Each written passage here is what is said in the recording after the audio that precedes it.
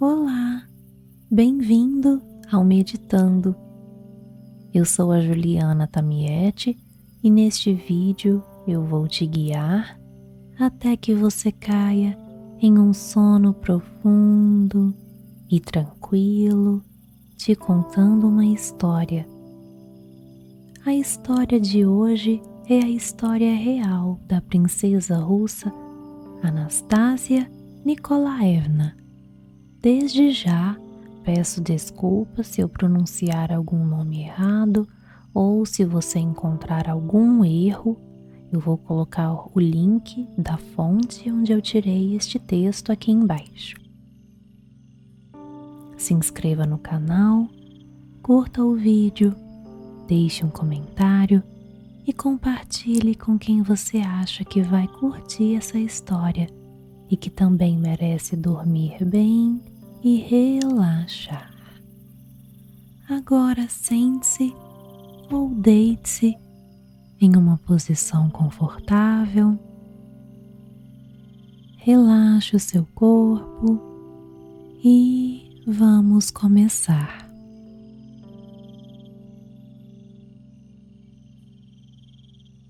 Quando Anastasia nasceu, os seus pais e família ficaram desapontados por terem tido uma quarta menina e não o desejado herdeiro. O czar Nicolau II deu um longo passeio para se recompor antes de visitar a czarina Alexandra e ver a bebê pela primeira vez. O seu nome tem vários significados, entre eles, aquela que se liberta das correntes, ou ela reerguer-se-á. A grã-duquesa mais nova recebeu este nome porque, para celebrar o seu nascimento, o seu pai libertou um grupo de estudantes presos no inverno anterior. Outro significado do seu nome é da ressurreição, uma coincidência que foi referida muitas vezes quando mais tarde muitos discutiram a sua possível sobrevivência. No dia do seu nascimento, Nicolau II escreveu no seu diário: exatamente às 6 da manhã, uma pequena filha, Anastasia, nasceu. Foi tudo muito rápido e, graças a Deus, sem complicações. Por tudo ter começado e acabado enquanto todos ainda dormiam, ambos temos um sentimento de calma e solidão.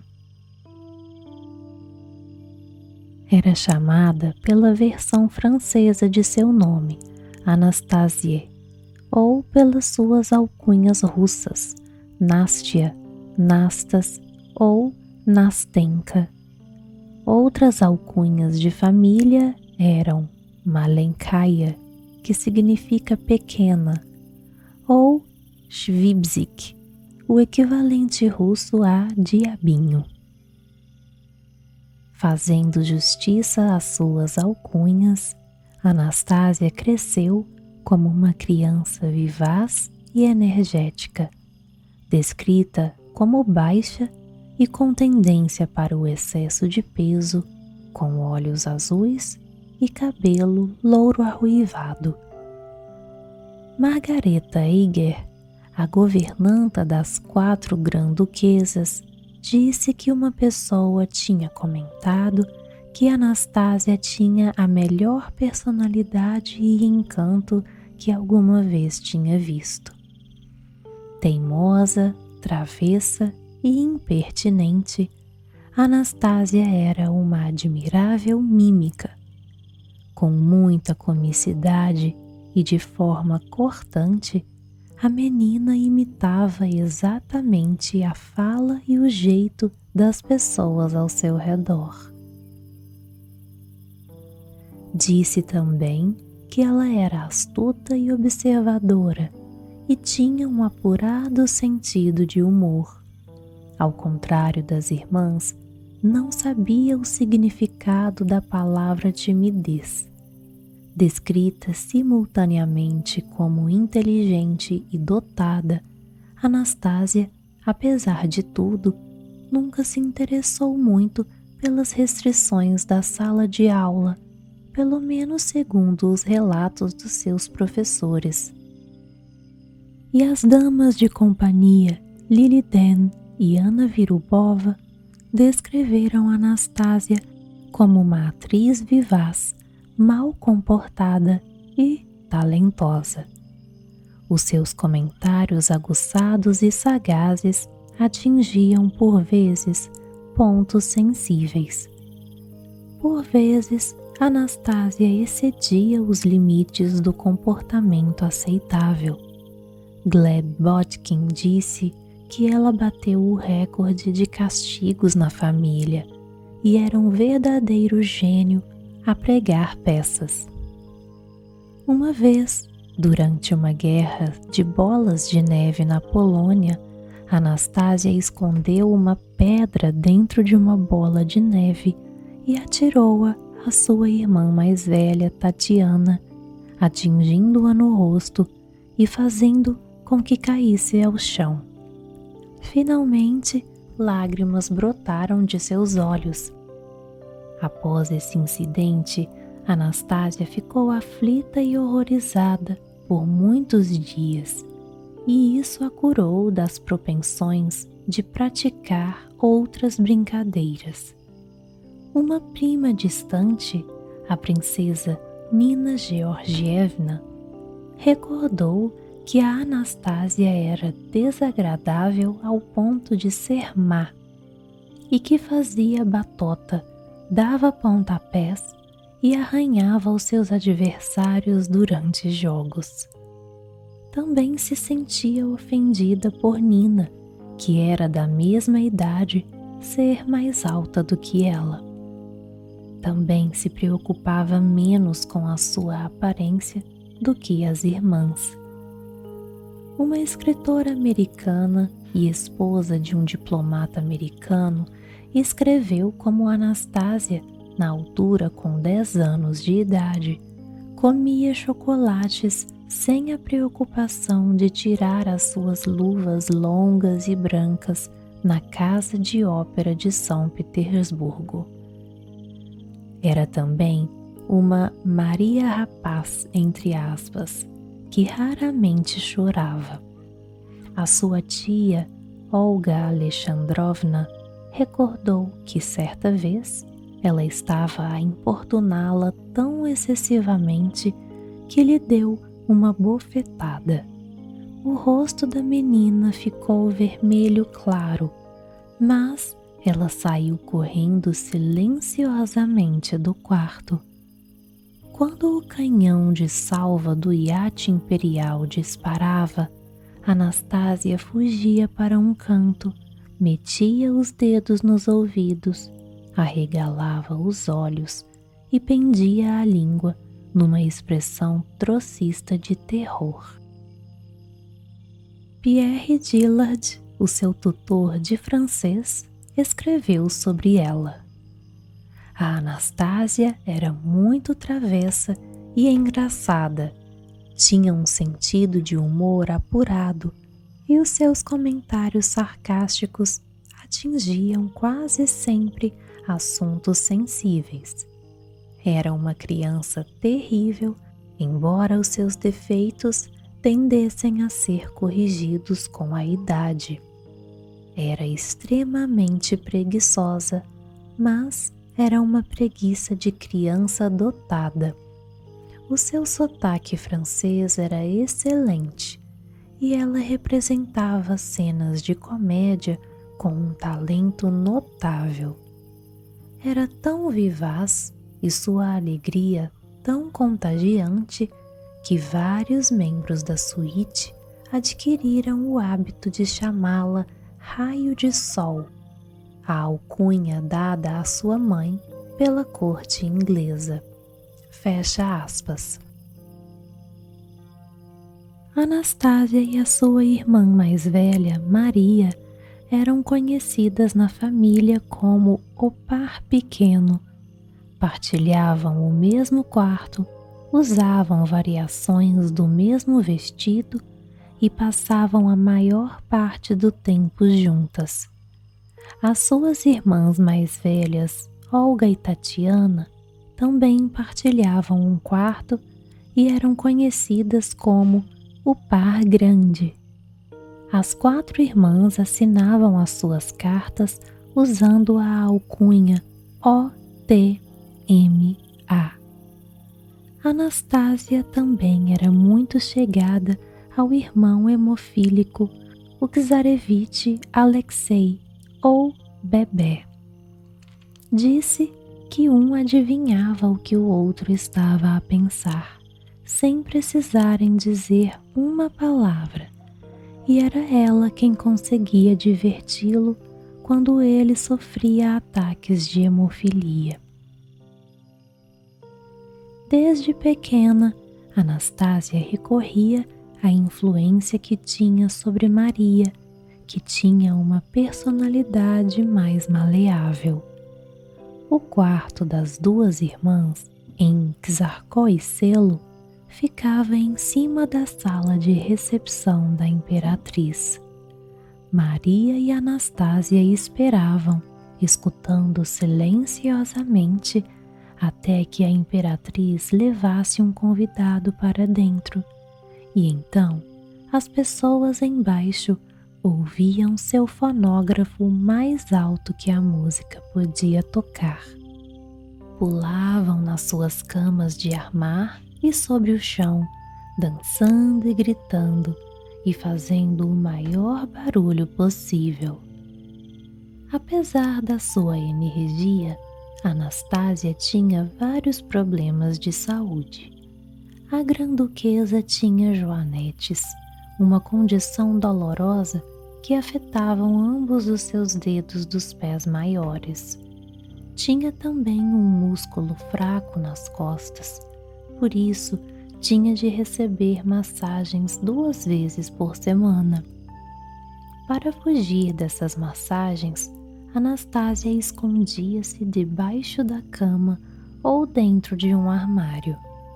Segundo sua tia Olga Alexandrovna, a sua irmã mais velha, Maria, terá tido uma hemorragia grave durante uma operação a que foi submetida em dezembro de 1914 para tirar as amígdalas. O médico que realizou a cirurgia ficou tão nervoso que teve de receber ordens para prosseguir por parte da imperatriz. Olga Alexandrovna disse que acreditava que todas as suas sobrinhas sangravam mais do que o normal e que eram portadoras do gene da hemofilia, como a mãe. Os portadores do gene, embora não sofram da doença, podem mostrar sintomas de hemofilia, entre eles uma capacidade menor de coagular o sangue, o que pode levar a maiores sangramentos. Em 2009, os testes de DNA realizados aos restos mortais da família imperial provaram de forma conclusiva que Alexei sofria de hemofilia B, uma vertente mais rara da doença. A sua mãe e uma das suas irmãs, identificada pelos russos como sendo Anastásia e pelos americanos como sendo Maria, era portadora do gene. Anastásia poderia ter passado a doença a um dos filhos, caso os tivesse tido. Anastásia tinha uma personalidade diferente das de suas femininas e bem comportadas irmãs. Às vezes, fazia rasteiras aos empregados e pregava peças aos seus tutores. Quando criança, subia às árvores e recusava-se a descer. O único que conseguia convencê-la a fazê-lo era o seu pai, Nicolau. Anna Virubova referiu-se a Anastasia como perspicaz e esperta, uma macaca para brincadeiras.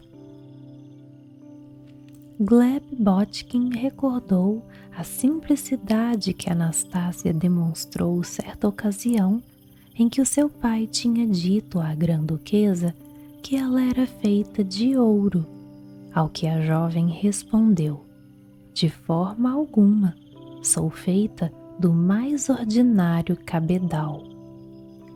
Mas, à medida que foi crescendo, o comportamento travesso de Anastasia foi diminuindo, como observou Pierre Gilliard. Uma ingenuidade e simplicidade totais eram as maiores características de Anastasia Nikolaevna. Quando era pequena, era muito travessa. Encontrava imediatamente as características cômicas das pessoas e, em seguida, imitava-os muito habilmente, e isso era uma diversão irresistível. Mas, quando cresceu, esse hábito irreverente tornou-se menos comum. A baronesa Schoff-Buchoeveden escreveu que Anastasia se teria tornado na mais bonita das irmãs se tivesse vivido mais tempo. As suas feições eram regulares e bem delineadas. Tinha um cabelo bonito, olhos bonitos e vivos, como se tivessem sempre um sorriso brincalhão escondido nas suas profundidades, e sobrancelhas negras que quase se juntavam.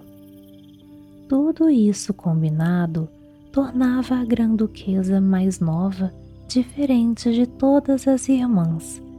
Tinha um aspecto próprio e parecia-se mais com a família da mãe do que com a do pai. Era muito baixa, mesmo aos 17 anos, e era na altura um pouco gorda, mas era gordura da adolescência. Ela teria perdido como sua irmã Maria o fez.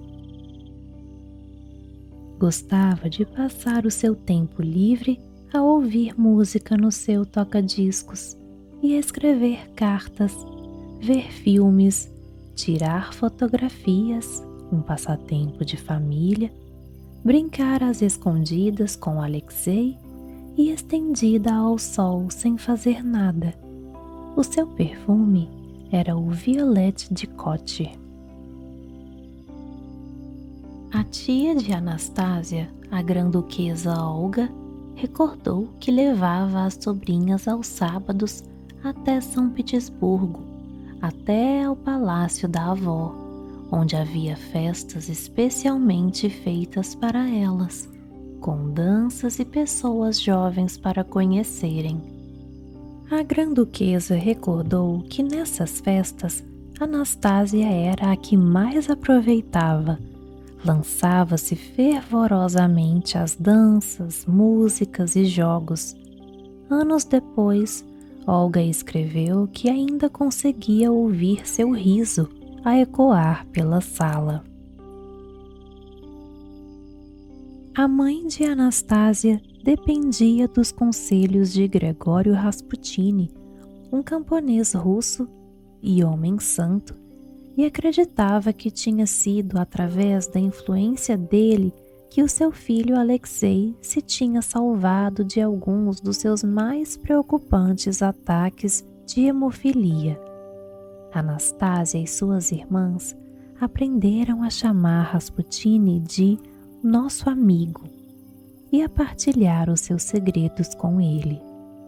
No outono de 1907, a tia de Anastasia, Olga, foi levada até o berçário pelo czar para conhecer Rasputini. Quando entrou no quarto, viu as suas sobrinhas e sobrinho vestidos com as suas camisas de dormir. As crianças pareciam todas gostar dele, recordou Olga. Estavam completamente à vontade com ele.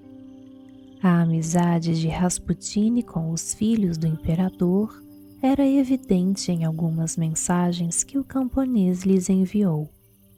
Em fevereiro de 1909, Rasputine enviou-lhes um telegrama onde os aconselhava a amar toda a natureza de Deus, toda a sua criação e principalmente esta terra. A Mãe de Deus estava sempre ocupada com flores e bordados. Fecha aspas. Contudo, uma das governantas das meninas, Sofia, ficou horrorizada quando em 1910 Rasputine teve autorização para visitar o berçário quando as 4 filhas do czar estavam de camisa de dormir e quis expulsá-lo. Nicolau pediu a Rasputine que evitasse visitas ao berçário no futuro.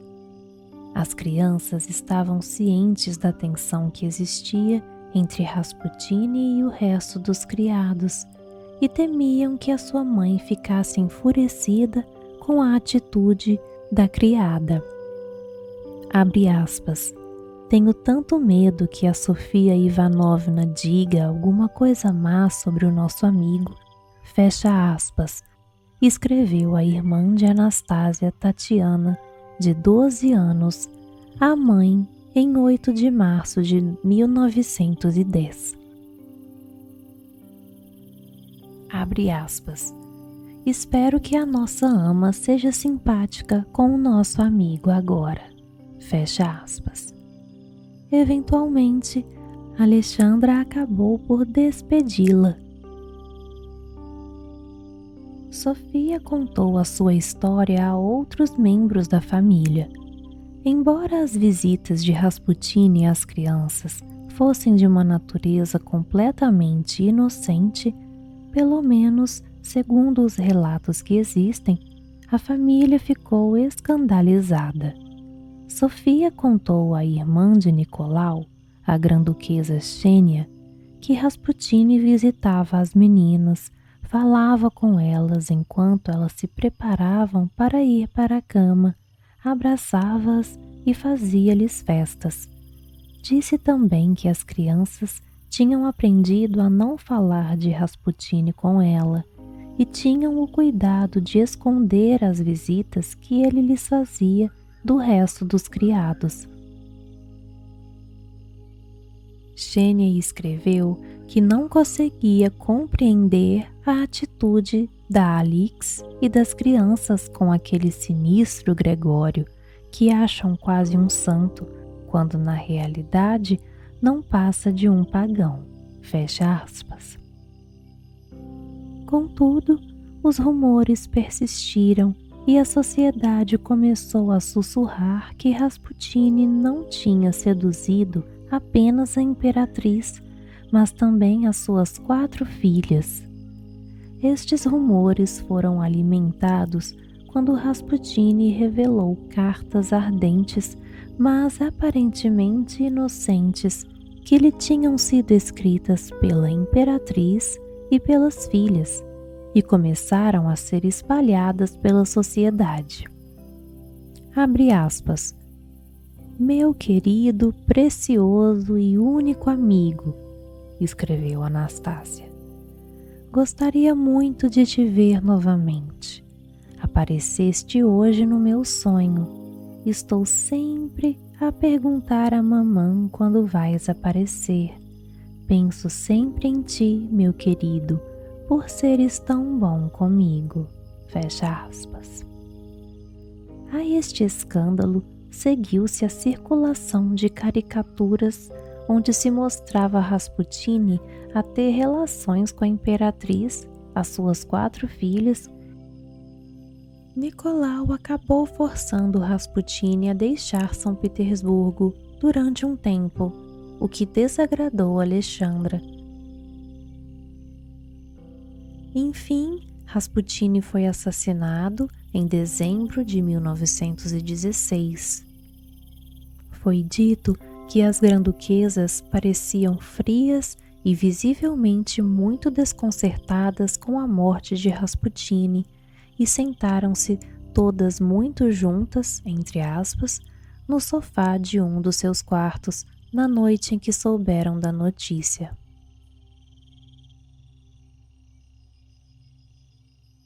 Durante a Primeira Guerra Mundial, Anastasia visitava soldados feridos num hospital privado, na companhia de sua irmã Maria.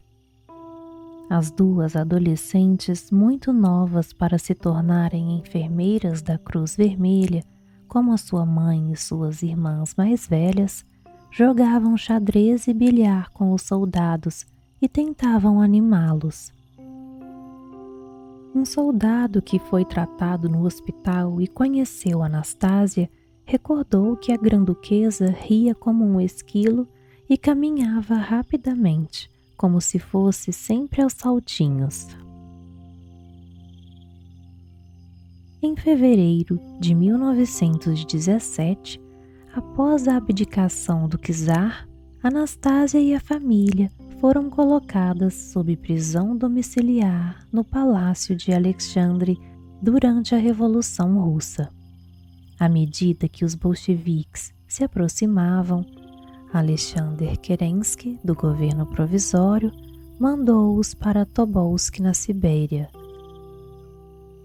Pouco depois dos bolcheviques se terem apoderado da maioria da Rússia, Anastasia, a família, alguns criados e o médico da família foram enviados para a cidade mineira de Ekaterimburgo, nos Montes Urais. A ansiedade e incerteza do cativeiro trouxeram sofrimento para Anastasia e para a família. "Adeus", escreveu ela a um amigo no inverno de 1917. "Não te esqueças de nós", entre aspas. Escreveu uma canção para o seu tutor de inglês, cheia de erros ortográficos, sobre Evelyn Hope, um poema de Robert Browning, que falava sobre uma jovem da idade de Anastasia. Abre aspas. "Quando morreu, tinha apenas 16 anos. Havia um homem que a amava, sem nunca a ter visto, mas conhecia-a muito bem. E ela também tinha ouvido falar dele. Ele nunca lhe conseguiu dizer que a amava, e agora ela estava morta. Mas, mesmo assim, ele pensou que quando ele e ela vivessem sua próxima vida, quando isso acontecesse..." Fecha aspas. Anastasia e as suas irmãs coseram joias nas suas roupas na esperança de as esconder dos seus carrascos, uma vez que Alexandra, que já tinha sido transferida para Ekaterimburgo com o marido e a filha Maria, enviou uma carta a avisá-las que tinham sido todos revistados quando chegaram à cidade e que lhes tinham sido confiscados objetos pessoais. Alexandra usou nomes de código como medicamentos e coisas do Sednev para se referir às joias. As cartas, enviadas de Demidova a Tegleva, deram as instruções finais. Anastasia, Olga e Tatiana foram assediadas por guardas procurando pelas joias escondidas a bordo do Rus, um navio a vapor que as transportou a Ekaterimburgo para se juntarem aos pais e à irmã Maria. Pierre Gilliard recordou a última vez que viu as crianças à chegada a Ekaterimburgo. Abre aspas. "O marinheiro Nagorny, que estava a tratar de Alexei, passou pela minha janela com o rapaz doente nos braços. Atrás dele vinham as granduquesas, carregadas com malas e pequenos pertences pessoais. Tentei sair, mas fui empurrado bruscamente para o compartimento por um sentinela. Voltei para a janela. A Tatiana vinha em último com o seu cãozinho nos braços e a esforçar-se por arrastar uma mala castanha pesada. Estava a chover e viu os pés dela a afundar na lama a cada passo que dava. O Nagorny tentou ir ajudá-la. Foi empurrado bruscamente por um dos comissários. Fecha aspas. A baronesa Sophie Bushoeven descreveu a última vez que viu Anastasia. Abre aspas. Uma vez, quando estava sentada nos degraus à porta de uma casa que ficava perto, vi um braço coberto por uma manga cor-de-rosa a abrir a vidraça mais alta. Pela blusa, esse braço deve ter sido ou da Grã-Duquesa Maria ou da Anastasia. Elas não me conseguiam ver das janelas delas, e este foi o último vislumbre que tive de algum deles. Fecha aspas. Contudo, mesmo nos seus últimos meses de vida, Anastasia procurou sempre maneiras de se divertir. Com outros membros da casa, fazia peças de teatro para entreter os pais e outros presentes. As representações de Anastasia faziam todos rir, recordou o tutor Sidney Gibbs.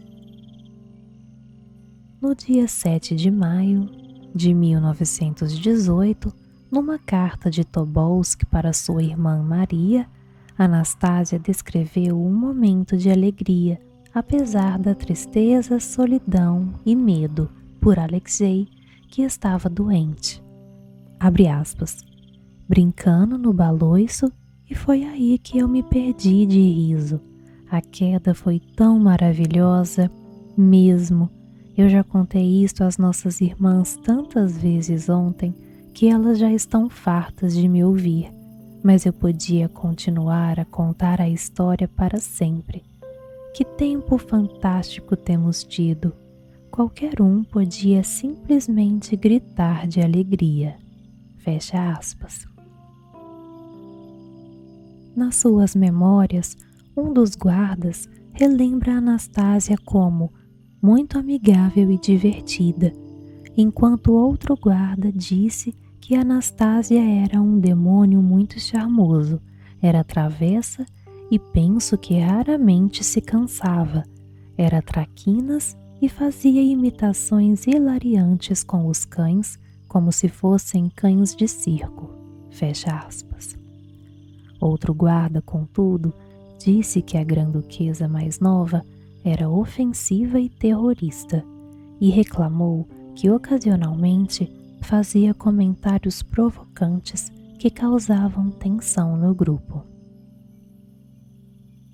Foram levadas a cabo negociações entre os bolcheviques e os parentes dos Romanov, muitos deles sendo membros proeminentes das famílias reais da Europa, mas nunca se conseguiu obter um acordo. Lenine pensou pedir favores à Alemanha em troca da vida da czarina Alexandra e do czar Nicolau II, primos do Kaiser alemão, mas ele não se mostrou interessado em negociar. No verão, as privações do cativeiro, incluindo a sua reclusão cada vez mais restringida na casa Ipatiev, afetou negativamente a família. Segundo alguns relatos, a certa altura, Anastasia ficou tão desconcertada com as janelas trancadas que acabou por abrir uma para olhar para o lado de fora e apanhar ar fresco. Um sentinela viu-a e disparou, não lhe acertando por pouco. Anastasia nunca mais voltou a fazer o mesmo. Em julho, um grupo de padres celebrou uma missa privada para a família. Contaram que, ao contrário do que de costume, a família caiu de joelhos durante a oração pelos mortos e que as grã-duquesas estavam desanimadas, desesperadas e já não cantavam as respostas durante a missa. Tendo reparado nesta mudança de comportamento desde a última visita que tinham feito à casa, um padre comentou com o outro que algo lhes deve ter acontecido ali. Mas no dia seguinte, Anastásia e as irmãs pareciam estar bem dispostas enquanto ajudavam a arrastar as camas no quarto que compartilhavam para que a criada pudesse limpar o chão. Ajudaram a mulher a esfregar o chão e sussurravam entre elas quando os guardas não estavam a olhar. Anastásia mostrou a língua ao chefe do destacamento quando virou as costas e saiu do quarto.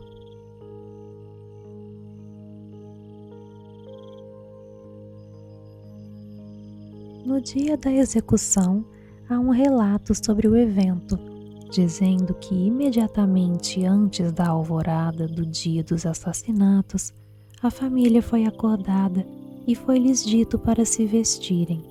Quando perguntaram o porquê dessa ordem, foi-lhes dito que precisavam tirar uma fotografia para provar que ainda estavam vivos.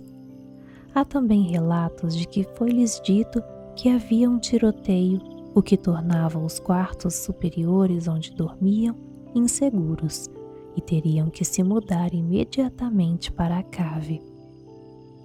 Uma vez vestidos, a família e o pequeno grupo de criados e profissionais da área de saúde que permaneceram com eles foram levados para a cave e foi-lhes dito para esperarem.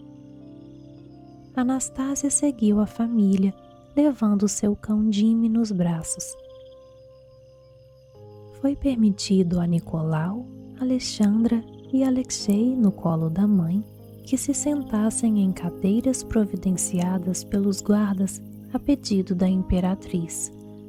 Após vários minutos, os carrascos entraram na sala, conduzidos por Yurovsky. Sem hesitação, Yurovsky informou rapidamente o czar e a sua família que iam todos ser executados. O czar teve apenas tempo de perguntar o quê e de se virar para a sua família antes de ser abatido com uma bala. A imperatriz e a filha Olga tentaram fazer o sinal da cruz, mas foram mortas na saraivada inicial de balas atiradas pelos executores.